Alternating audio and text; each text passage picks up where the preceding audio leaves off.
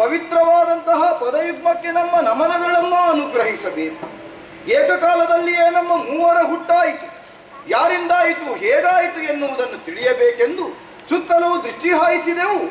ಕಾರ್ಗತ್ತಲೆಯೇ ತುಂಬಿದ ಕತ್ತಲೆಯ ಜಲಧಿಯ ಮೊತ್ತವಲ್ಲದೆ ಬೇರೇನನ್ನು ಕಂಡದ್ದೇ ಇಲ್ಲ. ಈ ಮಧ್ಯೆ ಉತ್ಪನ್ನಕ್ಕೆ ಬಂದ ಕ್ಷಣದಲ್ಲಿ ಭಯಭೀತರಾದೆವು, ಚಿಂತಿತರಾದೆವು. ಕೇಳಿ ಬಂತು ನಭೋವಚನ. ಅದನ್ನೇ ಸಂಸ್ತುತಿಸಿದ ಕಾಲಕ್ಕೆ ಪ್ರಣವಾರ್ಥದ ಪ್ರತಿಪಾದಿಯಾದಂತಹ ನೀನು ಪ್ರತ್ಯಕ್ಷಳಾದೆ. ಅಮ್ಮ, ನಿನ್ನ ಪ್ರತ್ಯಕ್ಷ ಮಾತ್ರದೊಡನೆ ಸುತ್ತಲಿನ ಕತ್ತಲಿನ ಮೊತ್ತವೆಲ್ಲ ಮಾಯವಾಯಿತು. ಚಿತ್ತಭಿತ್ತಿಯಲ್ಲಿ ಅಡಕವಾಗಿರುವ ಭಯ ತೊರೆದ ನಾವು ಧೈರ್ಯ ಮನಸ್ಕರಾದೆವು. ವಾಕ್ಶಕ್ತಿಯನ್ನೂ ನಮಗೊದಗಿಸಿದ್ದೀಯ. ಆದಿ ಮಧ್ಯ ಅಂತ್ಯರಹಿತಳಾದ ನೀನು ಚೇತನ ಅಚೇತನ ಎನ್ನುವಂತಹ ಪ್ರಕೃತಿ ಭಯವನ್ನು ಮೀರಿ ನಿಂತವಳು. ಹೌದು, ನಿನ್ನ ಪದದ್ದೊಂದಕ್ಕೆ ಮತ್ತೊಮ್ಮೆ ನಮನಗಳಮ್ಮ.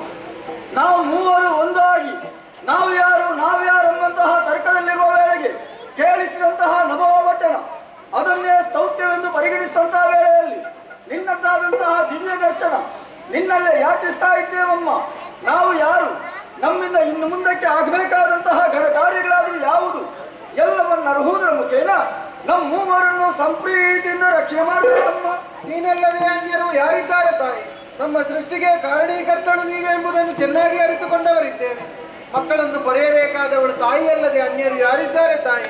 ಅಜ್ಞಾನಿಗಳಾದಂತಹ ನಮಗೆ ಸುಜ್ಞಾನ ಎಂಬಂತಹ ಪೀಯೂಷವನ್ನು ಉಣಿಸಿದವಳು ನೀನು. ಸಾಲದು ತಾಯಿ, ನಾವು ಹೀಗೆ ನೀರಿನಲ್ಲೇ ಇರಬೇಕು. ಕರೆಯುವರೇ ಹೆಸರೇನು, ಇರುವರೇ ಸ್ಥಳ ಯಾವುದು, ಮಾಡುವರೇ ಉದ್ಯೋಗ ಏನು, ಸಮಸ್ತ ವಿಚಾರವನ್ನು ಸಾನುರಾಗದಿಂದ ತಿಳಿಸಬೇಕಮ್ಮ.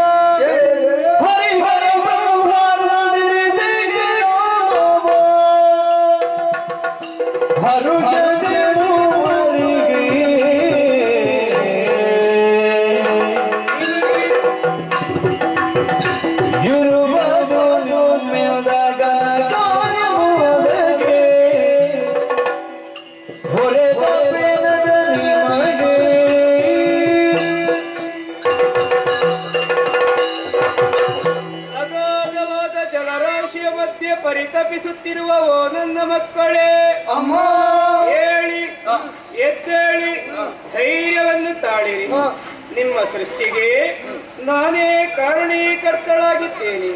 ಕಂದಮ್ಮಗಳಿರ, ನಿಮ್ಮಿಂದ ಘನ ಕಾರ್ಯ ಒಂದಾಗಬೇಕಾಗಿದೆ. ಹೋದ ಕಾಲದ ಲಯವಾದ ಪ್ರಪಂಚವನ್ನು ಮತ್ತೆ ಸೃಷ್ಟಿಸಿ ಪೋಷಿಸಿ ಕಾಲ ಬಂದಾಗ ಲಯಗೊಳಿಸಬೇಕು. ಹಾಗಾಗಿ ಗುರುತಿಸುವರೆ ಶುಭನಾಮ, ಧರಿಸುವರೆ ಗುಣ, ಮಾಡುವರೆ ಉದ್ಯೋಗ, ಇರುವರೆ ಸುಸ್ಥಳವನ್ನು ಕರುಣಿಸುವವಳೇ ಇದ್ದೇನೆ. ಗೌರವರ್ಣದಿಂದ ರಾರಾಜಿಸುತ್ತಿರುವ ನೀನೇ ಬ್ರಹ್ಮ. ರಾಜಸ ಗುಣಭರಿತನಾಗಿ ಸೃಷ್ಟಿಯ ಕಾರ್ಯವನ್ನು ಮಾಡುತ್ತಾ ಸತ್ಯಲೋಕದಲ್ಲಿದ್ದುಕೋ. ನೀಲವರ್ಣದಿಂದ ಶೋಭಿಸುತ್ತಿರುವ ನೀನೇ ಹರಿ. ಸಾತ್ವಿಕ ಗುಣವನ್ನಿತ್ತಿದ್ದೇನೆ. ಪಾಲನಾ ಕಾರ್ಯವನ್ನು ಮಾಡುತ್ತಾ ವೈಕುಂಠದಲ್ಲಿದ್ದುಕೋ ಕಂದ. ಆಗಲಮ್ಮ ಸ್ಫಟಿಕ ಸದೃಶ್ಯನಾಗಿ ಪಾಲದಲ್ಲೊಂದು ಹೆಚ್ಚಿನದಾದಂತಹ ನೇತ್ರವನ್ನು ಹೊಂದಿದ ನೀನೇ ಹರ. ಆಗಲಮ್ಮ ತಮೋ ಗುಣವನ್ನು ಕರುಣಿಸಿದ್ದೇನೆ. ಲಯದ ಉದ್ಯೋಗವನ್ನು ಮಾಡುತ್ತಾ ಕೈಲಾಸದಲ್ಲಿದ್ದುಕೋ. ಮಹಾಪ್ರಸಾದ ಮಕ್ಕಳೇ, ನಾನಿತ್ತಂತಹ ಉದ್ಯೋಗವನ್ನು ನಿಷ್ಠೆಯಿಂದ ಮಾಡಿಕೊಂಡು ಬನ್ನಿ. ನಮಗೆ ಕಷ್ಟ ಎದುರಾದರೆ ಏನು ಮಾಡಬೇಕು? ಚಿಂತಿಸಿ